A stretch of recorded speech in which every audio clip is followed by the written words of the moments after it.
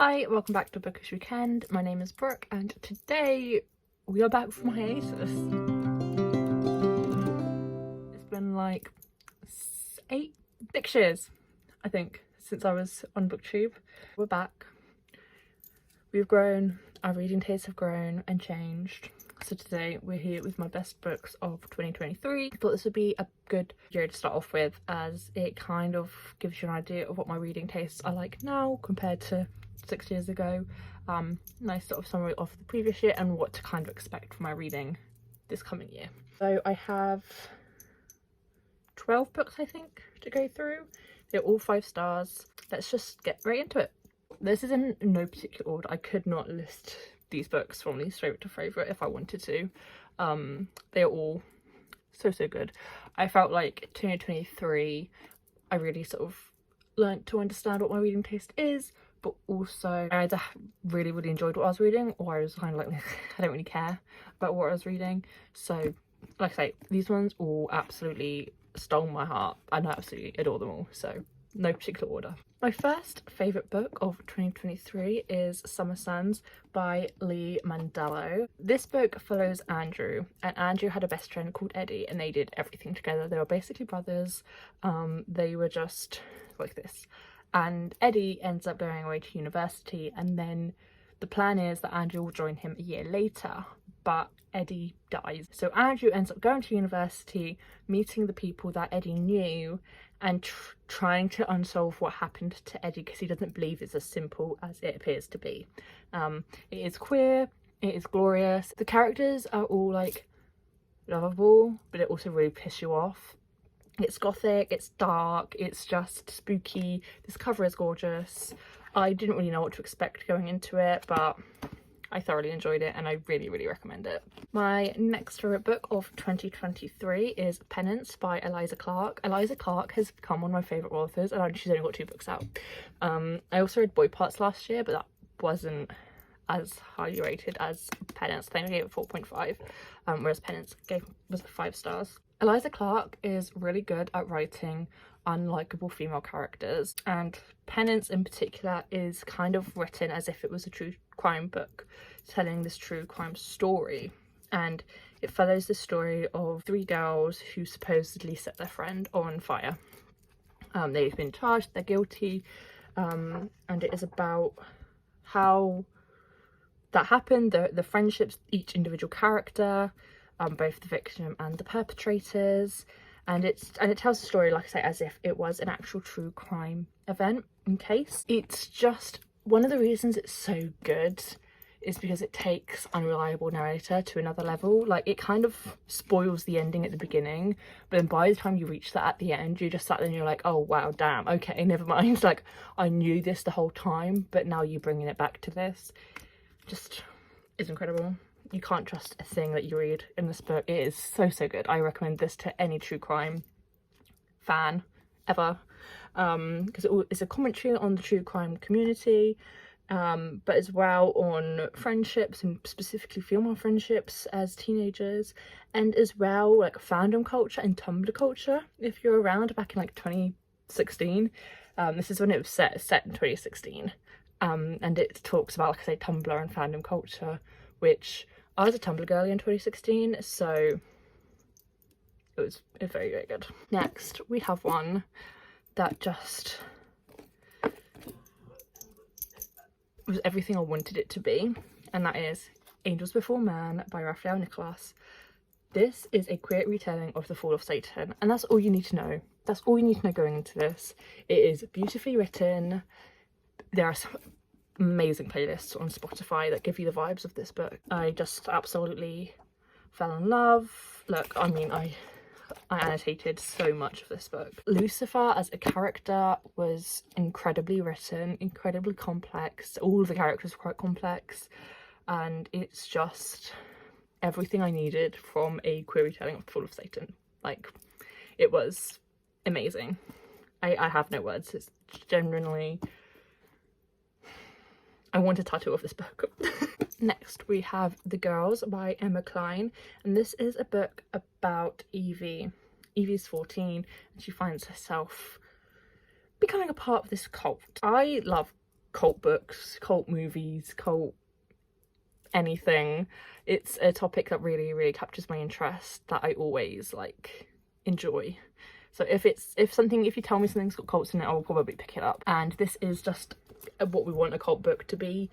It perfectly shows her change in mindset from when she's in the cult to when she's starting to leave the cult, and how she views things completely differently. Again, Emma Cline is an author now that I'm like, I need to read everything she's written, because this was so good. Next we have another one that I want a tattoo of, and that is My Policeman by Bethan Roberts. So I watched the movie because Harry Styles was in it, and I'd heard that it might be queer, so I was like, let me give that a go. I forced my boyfriend to watch it, and it was just, I get it, queer joy is important and we need to express queer joy and show queer joy in our media, but queer tragedy gets to me every single time. I will eat up a book or a movie if it's based on queer tragedy, and that's what this is. It's about this guy in the 50s, you know, is a police officer, and he wants to find, you know, the wife and have the perfect life and have the children. And so he finds this lady called Marion, but then he also ends up meeting this guy called Patrick and falling in love with him, and it's about how the three of them are sort of in this relationship. It gives Brokeback Mountain, and I love Brokeback Mountain, so that's a massive compliment. I don't really want to spoil any of it, but it's so sad. It breaks my heart. And there is one quote, "My archaic heart," and that is just, that line absolutely destroyed me. And yeah, I love this book, I love the movie, it's just so good. Next we have My Dark Finessa by Kate Elizabeth Russell. Trigger warnings for this book. It is about a young girl that is groomed by her teacher, and it is told in the past and present. So we are looking at Vanessa in today's world, when she's dealing with the after effects of this abusive relationship, kind of. And then we also are looking at when she was a teenager, and when she's been groomed and abused by her male teacher. This book is what Lolita wants to be. I haven't read Lolita, and I will read Lolita, and I'm not necessarily saying Lolita is bad, because I aren't able to make that judgment yet. This book does reference Lolita, which is why I want to read it, because I want to compare the two. But I think this is one of the most raw, truthful, honest depictions of grooming that I have seen. It is heartbreaking and traumatizing and so sad, but so good, and such an important read. Like, if you're able to pick it up, read it. Next we're going a little bit more fluffy, and that is Wolfsong by TJ Klune. This is the first TJ Klune book I've read, and I instantly falling in love with his writing. It, in the best way possible, gives fan fiction. Like, the writing is stunning, you really fall in love with the characters, so I will be picking up anything else that TJ Klune has written or will write, and I'll also be continuing on with this series. And this is a werewolf romance. A queer werewolf romance. And again, one of the things I absolutely adore in life are stories about shapeshifters, or like mermaids, you know, when mermaids turn into humans, or like werewolves, anything that turns from a human into another kind of creature. I love them, and I specifically love romances like that because it's just so cute. And I mean, like, fluffy romances or angsty romances, not necessarily sweaty. So this was absolutely perfect. This is about a guy called Ox, and when Ox is 12, this family moved down the road from him, and he ends up becoming really close with one of the younger brothers called Joe. Joe is quite a bit younger than Ox, and so I would give a warning, a bit of an age gap relationship. A little bit problematic, but it's not seen as problematic. So if that's something that you can't just ignore and get over, don't pick this one up. Ox and Joe end up becoming best friends and then falling in love, and there's something not quite right with Joe. And then Joe and his family end up having to go away. So Ox is left sort of by himself, and then Joe ends up coming back, and they end up rekindling, and it was just written so fluffy, and it just gives you that feeling in your chest. So yeah, I absolutely adored this one. I'll be picking up Wolfsong, which is the sequel, hopefully soon, because I just loved all of the characters in this, and each book in this series is like a companion, so it follows on from the stories, but it's focused on a different character and a different couple each time. Next is one I had to include, and that is Heartstopper Volume 5. I've been reading Heartstopper since the first volume came out, and I'm absolutely obsessed. Charlie Spring. I've never kinned a character so much than I kin Charlie Spring.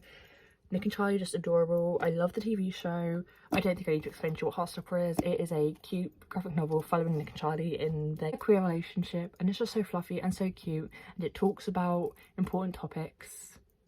This one is when their relationship's getting a little bit more serious. They're thinking about things like sex and, you know, Nick moving away to university and long distance and that kind of stuff. And it's just, I'll never have anything bad to say about Heartstopper. Next is another one that we had to give 5 stars, and that was Ballad of Songbirds and Snakes by Suzanne Collins. This is the prequel to The Hunger Games. The movie came out last year. It arguably is more confusing than The Hunger Games. The writing style isn't as readable as The Hunger Games. I'd say it's a little bit more mature, whereas Hunger Games is very YA.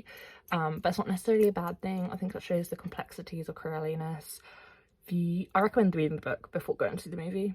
I read this at the beginning of last year because I was rereading The Hunger Games, and the book gives so much better insight into Coriolanus as a character and his thought processes and why he's so evil, whereas like the movie you're just like, oh my god, Tom Blythe is so attractive, I can fix him. Like, no honey, you can't. Read the book. No one can fix Coriolanus now. Next is a very popular book talk book, and that is We Were Villains by ML Rio.